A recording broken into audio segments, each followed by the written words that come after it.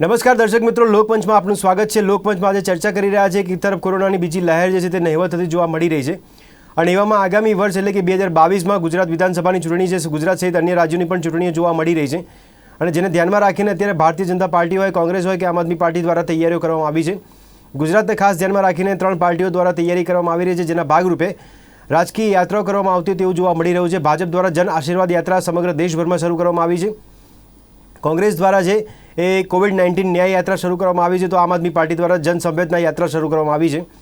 ચર્ચા એ કરી રહ્યા છે કે અત્યારે યાત્રાઓનું આ માધ્યમ જોવા મળી રહ્યું છે, કેટલું અસરકારક છે, પ્રજા પર તેની શું અસર પડી શકે છે અને આ યાત્રાઓના માધ્યમથી સંક્રમણ વધવાની શક્યતા કેટલી છે, કારણ કે આગામી દિવસોમાં કોરોનાની ત્રીજી લહેરની આગાહી કરવામાં આવી છે, તો જેને જો ધ્યાનમાં રાખવામાં આવે તો સંક્રમણ વધવાની શક્યતા કેટલી છે અને અત્યારથી આ યાત્રાઓની જરૂરિયાત કેટલી છે, જ્યારે મોંઘવારી, બેરોજગારીના મુદ્દા જોવા મળી રહ્યા છે કે જેમાં જનતા અને વિપક્ષના નિશાના પર ભારતીય જનતા પાર્ટીની કેન્દ્ર સરકાર જોવા મળી રહી છે। તો આ યાત્રાઓ પર ચર્ચા કરી રહ્યા છે, આની પાછળ રાજકીય સમીકરણો કયા પ્રકારના ગોઠવવામાં આવી રહ્યા છે, પ્રજા પર તેની શું અસર પડી શકે છે। મારી સાથે ચર્ચામાં જોડાયા છે રાજકીય વિશ્લેષક તરીકે યોગેશ શુડગર, અભિમન્યુ મોદી અને હર્ષवर्धन પાંડે કે જેઓ ત્રણે રાજકીય વિશ્લેષક છે। आप ત્રણેયનું स्वागत है चर्चा में। अच्छा हर्षवर्धन जी, आपसे पहले पूछना चाहूंगा मैं आपको, ये यात्रा जो करने की बात हो रही है अभी, जन आशीर्वाद यात्रा हो, न्याय यात्रा हो या फिर जन संवेदना यात्रा हो, इसके पीछे के अंदर आपको क्या लग रहा है, राजकीय जो इक्वेशन है वो किस तरह के अरेंज किए जा रहे हैं? देखिए, भारतीय जनता पार्टी की अगर बात करें तो भारतीय जनता पार्टी शुरुआत से ही जो है वो मिशन मोड पे काम करती रही है। ये हमने पहले 2014 के बाद से हम देखते आ रहे हैं। यहाँ पर बंगाल हारने के बाद भारतीय जनता पार्टी थोड़ा सा अपनी स्ट्रेटेजी चेंज भी कर रही है और दूसरा उत्तर प्रदेश पर उसकी पूरी नजर है और इन सब चीजों को देखते हुए भारतीय जनता पार्टी के 39 मंत्री तकरीबन 19,000 किलोमीटर की यात्रा करेंगे। 65 जिले के आसपास ये कवर करने का इनका जो है वो इरादा है।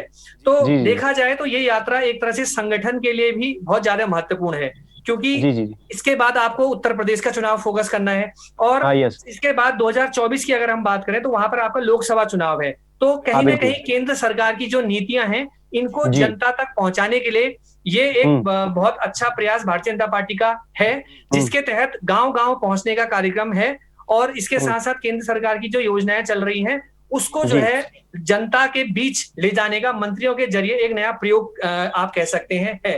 और भारतीय जनता पार्टी में एक नया फॉर्मूला ये है, पन्ना प्रमुख का आपने देखा होगा, कहीं पर भी जहां पर चुनाव होता है वहां पर पूरी लिस्ट आती है और एक व्यक्ति जो है वो पन्ना प्रमुख की जिम्मेदारी को जो है वो बखूबी निभाता है। तो ये कार्यक्रम मेरे को लगता है कि संगठन से जोड़ने का एक नई कवायद जो है भारतीय जनता पार्टी के द्वारा शुरू की गई है।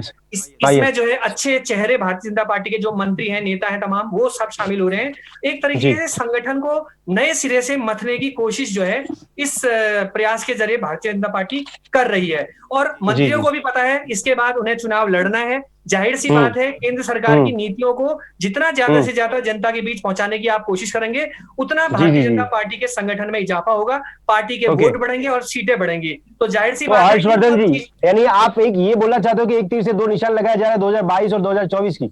जी, एक तीर से 2 निशाने 2022 में जहां पर आपके 5 राज्यों के चुनाव होने उसको लेकर है, क्योंकि उत्तर प्रदेश की चुनौती एक बहुत बड़ी चुनौती है और आपने देखा होगा कि दिल्ली का रास्ता जो है वो यूपी से ही होकर जाता है और यूपी में अगर भारतीय जनता पार्टी अच्छा करती है तो जाहिर सी बात है केंद्र में भी जो है भारतीय जनता पार्टी मजबूत स्थिति में जाएगी, ऐसी संभावना से इनकार नहीं किया जा सकता। इसलिए एक तीर से 2 निशाने साध रहे हैं।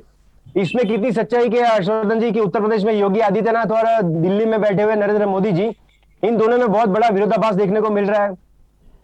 जी, आप कह सकते हैं अभी कुछ समय पहले तक दोनों के बीच जो है बहुत बड़ा पैमाने पर विरोधाभास जो है देखने को मिल रहा था, क्योंकि लेकिन नरेंद्र मोदी भी इस बात को समझते हैं कि योगी आदित्यनाथ जिस तरीके से उत्तर प्रदेश के अंदर अपनी बिसात बिछा रहे हैं और हर तरीके से भारतीय जनता पार्टी को वहां पर मजबूत करने की कोशिश कर रहे हैं, तो उसके बाद से ही जो है वो समझ रहे हैं कि मोदी इस बात को अच्छी तरह से समझते हैं कि योगी जो है वो जिस तरह का मॉडल लेके आ रहे हैं। सवाल मैं आपसे पूछना चाहता हूँ हर्षवर्धन जी, संघ में किसकी चलेगी, योगी आदित्यनाथ की या बड़ा प्रधान नरेंद्र मोदी की? चलेगी तो मोदी की, लेकिन कहीं ना कहीं संघ के इशारों पर ही काम करना पड़ेगा, क्योंकि भारतीय जनता पार्टी अब ऐसी पार्टी बन चुकी है जो बड़ी पार्टी है और कहीं ना कहीं संघ के इशारे पर ही चीजें जो है मैनेज हो रही हैं, क्योंकि संघ समझ रहा है। योगी आदित्यनाथ के अलावा कोई दूसरा चेहरा है क्या उत्तर प्रदेश में कि उनके बिहार पे ही इलेक्शन चुनाव लड़ा जाएगा? जी नहीं, अभी मैं आपको बताऊं जो हाल ही में इंडिया टुडे का एक सर्वे आया है उसमें नरेंद्र मोदी जी के बाद जो है योगी आदित्यनाथ जो है उभर कर आए हैं एक बड़े चेहरे के तौर पर। अमित भाई शाह कहीं ना कहीं पीछे छूट गए हैं, तो कहीं ना कहीं चेहरा तो मोदी के बाद जो है योगी होने हैं, और योगी के अच्छा। बेस पे ही उत्तर प्रदेश की पूरी बिसात भारतीय जनता पार्टी बिछाने की कोशिश करेगी, जिसमें तमाम सामाजिक समीकरणों को साधने की कोशिश जो है की जाएगी। अच्छा अच्छा, एक दूसरा सवाल, उसके बाद मैं अभिमन्यु मोदी और योगेश चुड़गल से भी बात करूंगा। अब मेरा सवाल ये है हर्षवर्धन जी कि वहां पे अगर मोदी जी और योगी जी की जो ये आंतरिक लड़ाई देखने को मिल रही है, उसका बीजेपी को खामियाजा भुगतना पड़ेगा उत्तर प्रदेश में? देखिए, लगता नहीं, कुछ समय पहले तक लग रहा था कि भारतीय जनता पार्टी बिना योगी के कैसे फतह करेगी चुनाव, क्योंकि भारतीय जनता पार्टी को हिंदुत्व का भी वो करना है, और योगी आदित्यनाथ जो है पोस्टर बॉय रहे हैं हिंदुत्व के, और उनकी अपनी एक अलग तरह की आइडियोलॉजी है, हम सब जानते हैं इस बारे में, और एक बहुत बड़ा संगठन जो है वो काम करते आए हैं। तो कहीं ना कहीं इसमें थोड़ा सा क्लैशेस बीच में लग रहे थे, लेकिन संघ ने अपने हिसाब से जो है चीजों को अभी हाल के समय में मैनेज किया है। अभी आपने देखा कि नागपुर से बड़े पैमाने पर कई संघ के कार्यकर्ताओं के वहां पर दौरे हुए हैं, और लगातार संगठन जो है इस कोशिश में है कि किस तरीके से उत्तर प्रदेश में भारतीय जनता पार्टी को जो है मजबूत किया जाए। और हम देखें यूपी में अभी, अब मैं आपका एक ध्यान दिलाना चाहूंगा कि जिस तरह से कोविड मैनेजमेंट अभी योगी ने किया यहाँ पे, उसमें एक अलग तरह की भूमिका में योगी आदित्यनाथ नजर आए हैं। तो कहीं ना कहीं ये लग रहा है कि वहां पर स्थितियां बहुत हद तक उन्होंने संभाल ली है, तो इस तरह की कोई अब दोनों में गिला शिकवा नहीं है। चेहरा मोदी ही केंद्र में होंगे और यहाँ पर योगी होंगे उत्तर प्रदेश में। अच्छा, अभिमन्यु मोदी जी, सवाल मारो એ છે કે ગુજરાતના પરિપ્રેક્ષમાં છે કે અહીંયા પણ લોબિંગ ઘણું બધું જોવા મળ્યું છે ભારતીય જનતા પાર્ટીમાં। અભિમન્યુભાઈ, હવે ગુજરાતના પરિપ્રેક્ષમાં યાત્રાઓને કઈ રીતે આપ સમજી રહ્યા છો, એની પાછળ રાજકીય સમીકરણો કયા જોવા મળી રહ્યા છે? આ વખતની ગુજરાતની ચૂંટણી રસપ્રદ એટલા માટે બનશે કે ફક્ત ભાજપ અને કોંગ્રેસ નથી, હવે આમ આદમી પાર્ટીને આપણે નજરઅંદાજ કરી શકતા નથી। આમ આદમી પાર્ટીનું ખાસ કરીને ગ્રામ્ય વિસ્તારમાં, રૂરલ એરિયામાં આમ આદમી પાર્ટીનું વર્ચસ્વ ખાસું એવું વધતું જાય છે। એટલે બની શકે કે આમ આદમી પાર્ટી છેલ્લે સુધી અંડરડોગ રહે અને કંઈક મોટું ફેરફાર લાવે, મોટું અફેક્ટ પરિણામને। એટલે દિલ્હીનો રસ્તો વાયા યુપી જાય છે એ વાત સાચી, પણ ગુજરાતનું રિઝલ્ટ પણ બહુ જ જરૂરી થશે, કારણ કે ગુજરાત મોડેલ બતાવ્યું તો મોદી સાહેબ લોકસભામાં ગયા છે, એટલે ગુજરાત થી ઉત્તર પ્રદેશ થી દિલ્હી આ જોડાયું છે। એટલા માટે ગુજરાત જીતવા માટે ભાજપ અને બીજા નંબરે સૌથી વધારે મહેનત કરશે આમ આદમી પાર્ટી। કોંગ્રેસ તો વર્ષોથી સુસુપ્ત અવસ્થામાં છે, હું કઈ નહીં બોલું, પણ આ વખતે રસપ્રદ થશે, કારણ કે આમ આદમી પાર્ટી ખૂબ સરસ રીતે અને સારું એવું નક્કર કામ બતાવીને એ આગળ વધી રહી છે।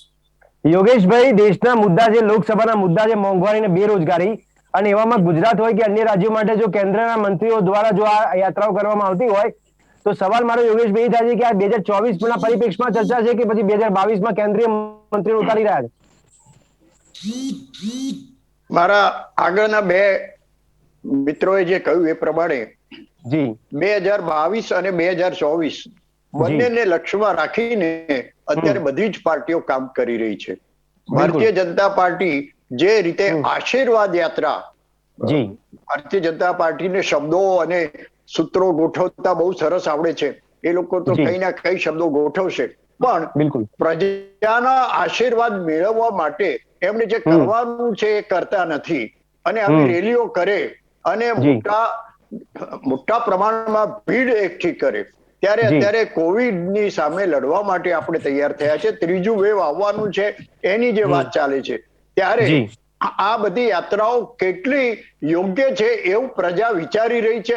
મીડિયા તો પોતાની રીતે વાત કરે છે, પ્રજામાં જે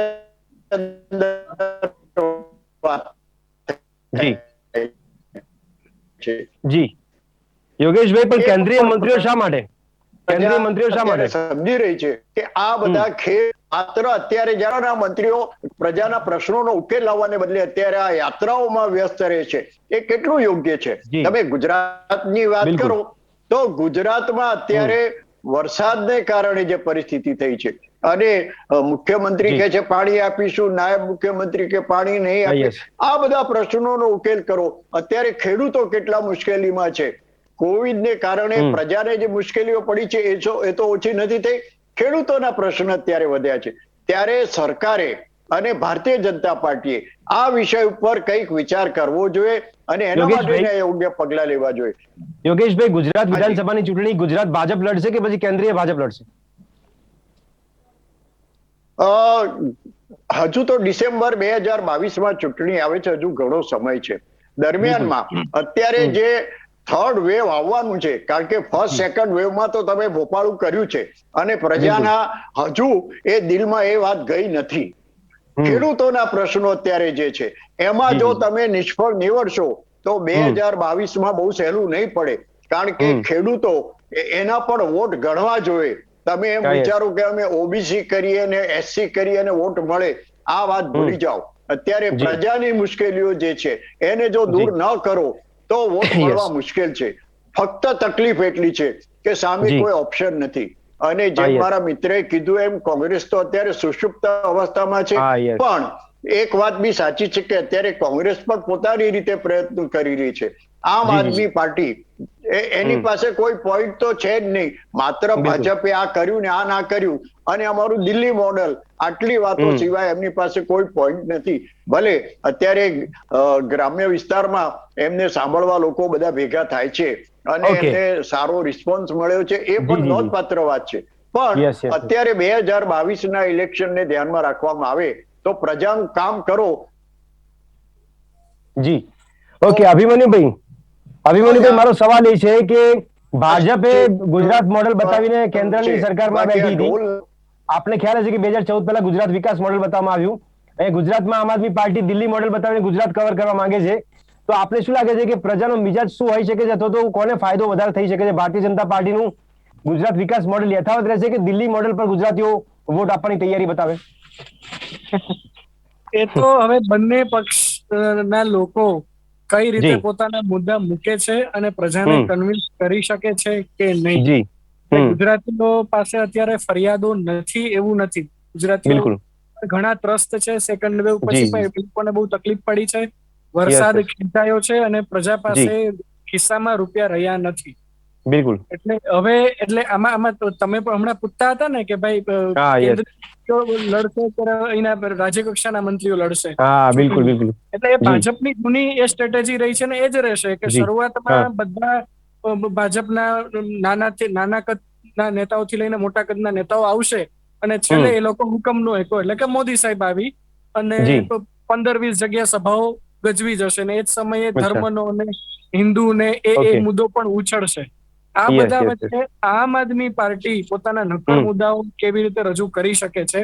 દિલ્હી મોડેલ એક રેફરન્સ માટે ઠીક છે, પણ એ લોકો ગુજરાતમાં શું કરવા માંગે છે એ જો એ સરસ મુસદ્દો પ્રજા સુધી પહોંચાડી શકે તો એમને પોઝિટિવ ફાયદો થાય એવું લાગે છે. ओके, अच्छा हर्षवर्धन जी, गुजरात में तो जो गुजरात कांग्रेस है वो यहाँ पे न्याय यात्रा तो शुरू कर रही है, लेकिन उत्तर प्रदेश के क्या हाल लग रहे हैं वहां पे? प्रियंका गांधी का क्या आपको रोल लग रहा है वहां पे? देखिए, उत्तर प्रदेश में तो सबसे बड़ी दिक्कत यह है कि पार्टी के पास संगठन ही नहीं है. अब हम बात करें, लंबे समय से कांग्रेस इस बात को समझ ही नहीं पा रही है 2014 के बाद से कि देश का मिजाज जो है अब वो बदल गया है. अब आपको जनता के बीच जाकर काम करना पड़ेगा. हम बेशक भारतीय जनता पार्टी की आलोचना कर सकते हैं, कई सारे मित्र हैं यहाँ पर बैठे होंगे, कई बुद्धिजीवी आलोचना करते रहते हैं, लेकिन आप ये देखिए कि संगठन के जरिए ही जो है चुनाव जो है वो जीते जाते हैं. और भारतीय जनता पार्टी आप देखें कि 24/7 की बात करती है. हमेशा प्रधानमंत्री मोदी की हम बात करें, वो खाली नहीं बैठते हैं, वो राजनीति को पूरा 365 डिग्री में जो है वो घुमाते हैं. अगर हम बात करें उत्तर प्रदेश की, तो आप देखिए कि एक समय जिस पार्टी का जबरदस्त वर्चस्व यूपी के अंदर हुआ करता था, आज वो पार्टी कहाँ है? अब लगातार पार्टी छोड़ने का सिलसिला जो है जाता जा रहा है. अभी भारतीय जनता पार्टी की बात करें हम, चाहे वो मजबूत स्थिति में है, लेकिन बसपा की बात करें वो ब्राह्मण के समीकरण बना रही है. कभी ब्राह्मण समीकरण, अखिलेश यादव 9 तारीख से अपनी साइकिल यात्रा चला रहे थे, वो भी अभी रुक गई है, पता नहीं कहाँ साइकिल पंचर हो गई है. कांग्रेस की अगर हम बात करें तो कांग्रेस के पास कोई संगठन है नहीं, कोई आपके पास कार्यकारी अध्यक्ष तक अभी आप चला रहे हैं, पूर्णकालिक अध्यक्ष तक आपके पास नहीं है, और यहाँ बहुत लुंज पुंज संगठन यहाँ कांग्रेस का है. तो मुझे लगता है कि इसके जरिए जो है चुनाव यहाँ पर जीतना बहुत मुश्किल, क्या नामुमकिन है कांग्रेस के लिए, क्योंकि जब तक आपके पास संगठन नहीं होगा तब तक आप चुनावी जीत की तो उम्मीद ही ना करें. तो कांग्रेस बहुत सुसुप्तावस्था में आप कह सकते हैं यहाँ पे. पर लेकिन हर्षवर्धन जी, वैसे तो विपक्ष और जनता के निशाने पर भाजपा की केंद्रीय सरकार देखने को मिल रही है, क्योंकि महंगाई और बेरोजगारी जो है वो सबसे बड़ा मुद्दा देखने को मिल रहा है. तो आपको क्या लग रहा है कि विधानसभा के चुनाव में भी यही मुद्दे का असरकारक रहेंगे? देखिए, मुझे लगता है आप देश की राजनीति के मिजाज को अगर परखें तो पिछले 1 दशक से ज्यादा समय से देश की राजनीति इन सारे मुद्दों पर नहीं चली है. अभी आप देखिए, जो ये मोदी सरकार की अगर हम बात करें तो यहाँ पर महंगाई और ये पेट्रोल डीजल के दाम हैं जिस तरह से बढ़ रहे हैं, ये बेशक एक मुद्दा हो सकते हैं, बेरोजगारी एक बहुत बड़ा मुद्दा है, लेकिन कहीं ना कहीं राष्ट्रवाद के ऐसे मुद्दे हैं, ये धारा 370 का मसला है, ये सारे मुद्दे जो है चुनाव को पूरा पलट दे रहे हैं। देश का मिजाज जो है भावनात्मक सा हो गया है अभी। हम देख रहे हैं पिछले कुछ दशक से भावनात्मक मुद्दे जो है वोटर को बहुत ज्यादा प्रभावित करते हैं, और चुनाव होने में तो अभी बहुत समय है। आप देखिए कि भारतीय जनता पार्टी की प्लानिंग किस तरीके से हो रही है, वो 2022 की भी सोच रहे हैं, और उन्हें पता है 2022 में अगर वो यूपी में अच्छा नहीं कर पाए या अन्य 5 राज्यों में, तो वो केंद्र में सरकार नहीं बना पाएंगे। तो कहीं ना कहीं बड़ी स्ट्रेटेजी से भारतीय जनता पार्टी यहाँ पर चल रही है। और अभी मैं आपको एक बात और यहाँ पर कहना चाहूंगा कि यूपी की अगर हम बात करें तो यूपी की पॉलिटिक्स जो है, एक तरफ भारतीय जनता पार्टी है, दूसरी तरफ विपक्षी दल है, विपक्षी में भी अब चतुष्कोणीय मुकाबला हो गया है। कहीं ना कहीं आम आदमी पार्टी आपकी यहाँ पर आएगी, दूसरा बसपा मायावती की वो अलग चुनाव लड़ेगी साहब, समाजवादी पार्टी अलग लड़ेगी, और कहीं ना कहीं कांग्रेस अलग लड़ेगी। तो ये अलग अलग लड़ने के कारण जो है इसका सीधा सा लाभ जो है, जाहिर सी बात है, भारतीय जनता पार्टी को यहाँ पर मिल सकता है, जिस तरह की संभावना यहाँ पर बन रही है उत्तर प्रदेश के अंदर। यस। अच्छा अभिमन्यु भाई, ગુજરાતની અંદર કોંગ્રેસની જે ન્યાય યાત્રા જોવા મળી રહી છે, COVID-19 ની ન્યાય યાત્રા કરી રહ્યા છે, તો કોરોનાનો મુદ્દો બનાવવાનો પ્રયત્ન કરી રહી છે કોંગ્રેસ, લાગે છે આપણે કે કોરોનાની અગવડતાઓ લોકો યાદ કરશે ફરી એકવાર? તમે કોંગ્રેસના પરિપ્રેક્ષ્યમાં સવાલ પૂછ્યો, આપણે જાણીએ છીએ કે ભાજપ કેમ સતત જીતતું આવ્યું છે, એના ઘણા કારણો યોગેશ સાહેબે કીધું કે તેનામાં સંગઠન અને સંઘની ભાવના તો ભાજપને બુદ્ધિ ધન ખરીદતા આવડે છે, ભાજપને આઈડિયાઝ ખરીદતા આવડે છે, ભાજપ બહુ પ્રોફેશનલ પક્ષ છે, ભલે ભગવો રંગ ધારણ કરે, એની પાસે આઈડિયા લખનારા કે નારા લખનારાને એ ખરીદી શકે છે, ભાડે રાખી શકે છે। કોંગ્રેસ પાસે એવું નાવીન્ય જોવા મળતું નથી। ભાજપે યાત્રા શરૂ કરી તો ચલો હવે આપણે આ યાત્રા શરૂ કરીએ। અરે કોવિડ સિવાયના 20 મુદ્દાઓ છે જે ભાજપને વિરુદ્ધ વાપરી શકે એમ છે, જેમાં પ્રજાના એ ઇમોશનલ પોઈન્ટ ટ્રિગર કરી શકે એમ છે, પણ એ કોંગ્રેસને આવડતું જ નથી, કોંગ્રેસ બુદ્ધિનો ઉપયોગ કરતું જ નથી। જેની પાસે બુદ્ધિ છે, શશી થરૂર જેવી વ્યક્તિઓ, જયરામ રમેશ વ્યક્તિઓ, એને હાસ્યમાં ધકેલી દે। કોંગ્રેસ પાસે જેટલી ઇન્ટેલેક્ટ છે એટલા કોઈ પક્ષ પાસે નથી, પણ કોંગ્રેસને વાપરવું છે જ નહીં, કોંગ્રેસમાં જીતવાની વૃત્તિ જ નથી। જી। તો યોગેશભાઈ, આમાં તો સ્ટ્રેટેજી એ બની રહી છે કે ભાજપે જે રાજકીય દાવ પહેલો શરૂ કર્યો, અને એ રાજકીય દાવપેચની અંદર કોંગ્રેસ અને આમ આદમી બંને પાર્ટી ગુજરાતમાં ફસાઈ જશે આ યાત્રાઓ કરીને। ભારતીય જનતા પાર્ટી કશું બી કરે પછી કોંગ્રેસને વિચાર આવે છે કે અમે પણ આવું કંઈક કરીએ, પણ હંમેશા પહેલો મુક્કો એ બહાદુર માણસનો હોય છે। એમ ભારતીય જનતા પાર્ટી પાસે સંગઠન છે, અભિમન્યુભાઈએ કીધું એ પ્રમાણે કાર્યકરો છે, અને એના કરતા બુદ્ધિ શક્તિનો ક્યાં ઉપયોગ કરવો, કેવી રીતે કરવો એ આવડત એનામાં છે। કોંગ્રેસ પાસે રાષ્ટ્રીય લેવલે તો બહુ કપિલ સિબ્બલ છે, શશી થરૂર છે, પણ એવા ગુજરાત લેવલે પણ બહુ સારા માણસો છે, પણ એ લોકો અંદર લડવામાંથી, એ લોકોની ગુટબાજીમાંથી ઊંચા આવતા નથી।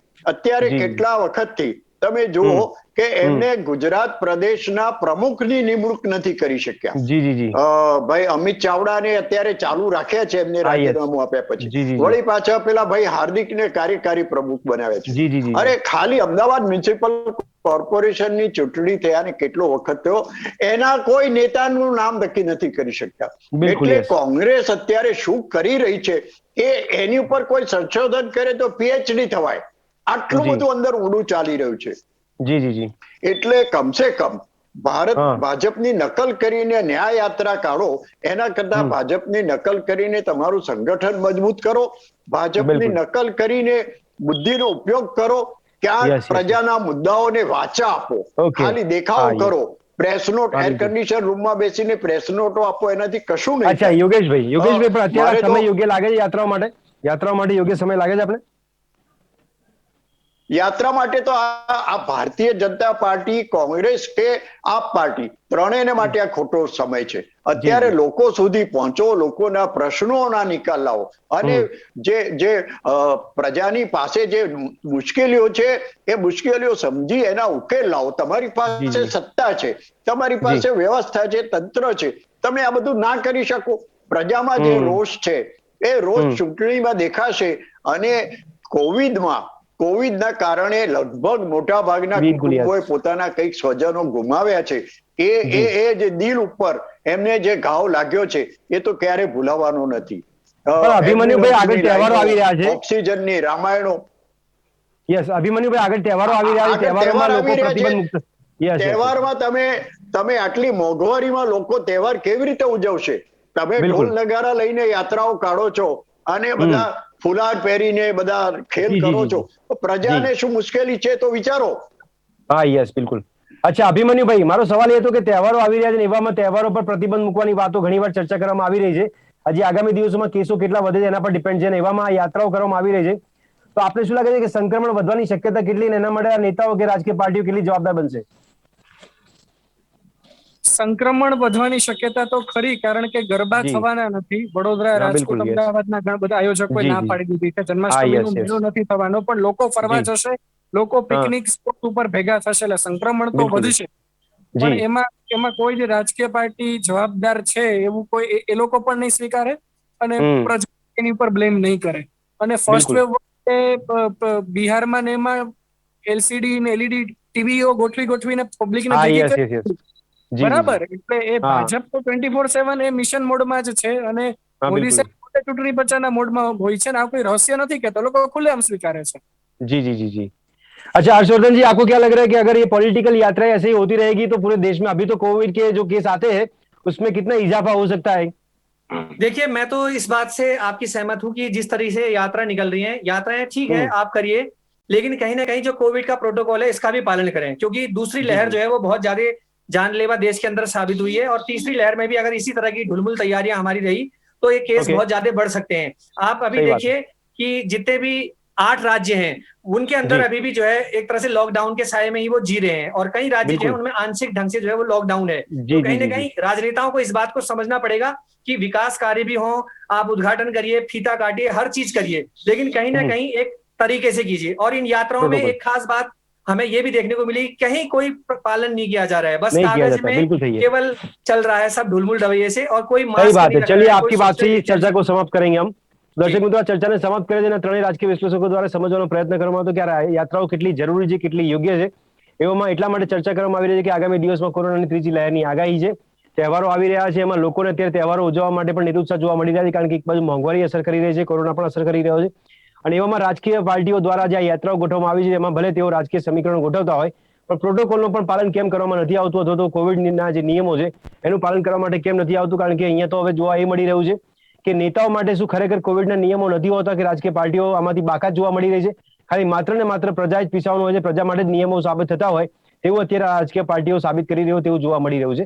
આ ચર્ચાને સમાપ્ત કરે છે. આ ચર્ચામાં આપ ત્રણેય ભાગ લીધો તે બદલ આપનો ખૂબ ખૂબ આભાર. હર્ષવર્ધનજી, શુક્રિયા.